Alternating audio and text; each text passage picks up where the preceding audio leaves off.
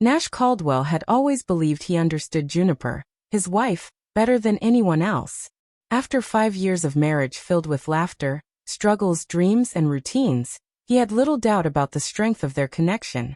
He could still picture the moment he proposed. The shine in her eyes, the way her hands trembled slightly before she said yes. They had built a life on shared certainty. That certainty shattered one evening over a quiet dinner. The soft hum of the television floated from the living room, and everything felt normal. Until Juniper casually mentioned that she was going out with a coworker on Friday. She said it like she was talking about picking up groceries, her tone light, her demeanor unbothered. Nash looked at her, blinking, waiting for a sign that she was joking or that there was some harmless explanation. But she calmly continued buttering her bread, completely at ease. The normalcy of her behavior unsettled him more than the words themselves. A strange discomfort crept into his chest. "Excuse me," he asked, his voice even, though his heart had begun to race. Juniper lifted her eyes to meet his, and in that brief look he saw something calculated, like she'd anticipated this exact moment. "It's just dinner," she said breezily. "It doesn't mean anything. I love you. This doesn't change our marriage."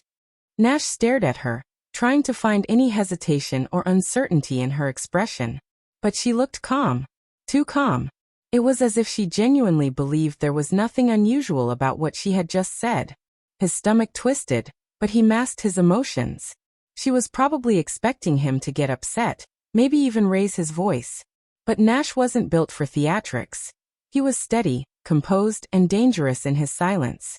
He took a slow breath and offered a small, almost indifferent smile.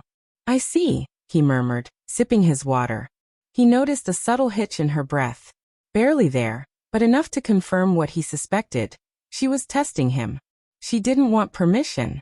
She wanted a reaction. The silence thickened between them. Juniper moved her food around on her plate like nothing had happened. But Nash watched her with a strange calmness that unsettled her. "Maybe I should go out with someone too," he said casually. "See what it's like." That stopped her.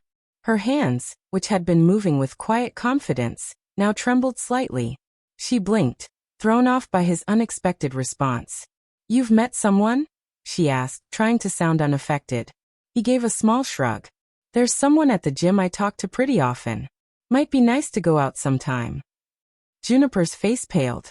He felt the shift immediately, control slipping from her hands. She'd walked into this situation feeling bold and in charge. But now, Nash had flipped the script without raising his voice. She stared down at her plate, silent, and he leaned back, watching with quiet satisfaction. "Is that a problem?" he asked, his voice light. She forced a laugh. "Of course not. I just didn't expect it from you."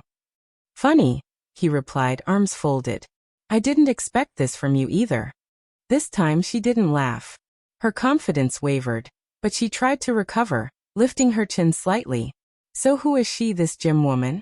Nash recognized the shift. She was no longer detached. She was invested now, even nervous. "Does it matter?" he said calmly, wiping his mouth. "You said this doesn't affect us. So why do the details matter?" She laughed again, hollow this time. "So it's real? You're really going out with her?" He tilted his head, eyes fixed on her. "You were the one who said we could do this. Remember?" Juniper opened her mouth, then closed it. For the first time, she seemed lost for words. The energy between them changed completely. What had started as a test was no longer pretend. And Juniper hadn't expected that. Nash had learned all he needed. She never truly expected him to go along with it. And now that he had, she seemed unsure of everything. Without another word, he finished his drink and stood up. "Good night, Juniper." She didn't respond. Just sat there, staring after him. The following days were filled with a silence heavier than any fight. The ease between them was gone. Nash followed his routines, work, gym, home, but there was a chill in the air. Juniper clung to the hope that he was just trying to prove a point, waiting for her to back down. But it soon became clear. He wasn't pretending. One Wednesday morning, she watched him adjust his collar in the hallway mirror. He smoothed his shirt, fixed his hair, and smiled at a message on his phone. That smile haunted her. For the first time, She felt something she had never felt with Nash before, fear. Fear that he was slipping away. She began texting him more, asking innocent questions, sitting close to him during TV time. One evening she said, "You seem different lately. Happier." Nash didn't turn to her. He smiled faintly, eyes on the screen. "Do I? You've been busy." He finally looked at her. "Yeah. I'm using my time better now." The words landed like a stone in her chest. His phone buzzed more often now. His early runs started earlier. One night he came home humming a tune she didn't recognize. And then came Friday. As they sat at the breakfast table, he mentioned, just as casually as she once had, "I'm going out tonight." She froze. Her hand paused halfway to her lips with a coffee cup. "Oh. With who?" she asked, the words dry in her mouth. "That woman from the gym," he said without hesitation. She felt winded. She tried to speak, to pivot the conversation, but her mind blanked. She had started this game. And now she didn't want to play anymore. That night, Nash dressed calmly.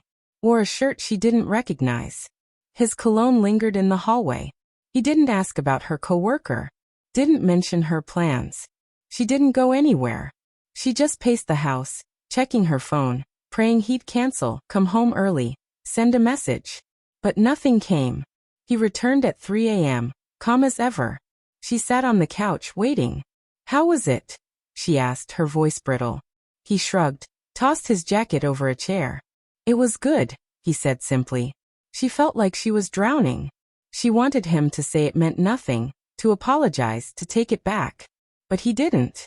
He said nothing more. Just walked to their bedroom like nothing had changed. The next morning, Juniper entered the kitchen, her chest tight with anxiety. Nash was there, sipping coffee, scrolling through his phone. He didn't even glance at her. She sat down, trying to act casual. "You got home late." "I did," he answered without emotion. She watched him, her heart pounding. "Nash," she said quietly, "what are we doing?" He looked up slowly. "You tell me," he said. "Wasn't this your idea?" Tears welled in her eyes. "I didn't think you'd actually do it. I made a mistake." He gave a soft, humorless laugh. "Did you think I'd beg you to change your mind?" His voice was calm, but his words hit with precision. "I've been thinking a lot about what it means, that you even suggested this. What that says about us." "I'm sorry," she whispered. "I didn't mean to push you away." But his face didn't soften. He stood, rinsed his mug, and turned to her one last time. "Thanks for showing me who you really are." Then he walked out of the room, leaving her in stunned silence. A few minutes later, she found the courage to go to the bedroom. On the bed were signed divorce papers. Her knees went weak. She leaned against the doorframe, eyes wide as Nash zipped up a suitcase. She stepped forward, her voice breaking. "Nash, please. This went too far. I forgive you. Let's just forget all of this." He paused, his hands on the suitcase handle. "I don't need your forgiveness," he said, his tone firm. "You taught me something this week. And now I know I deserve better." He picked up his keys, grabbed the suitcase, and walked out the front door. The sound of the lock clicking behind him was the last thing she heard before the silence swallowed her whole.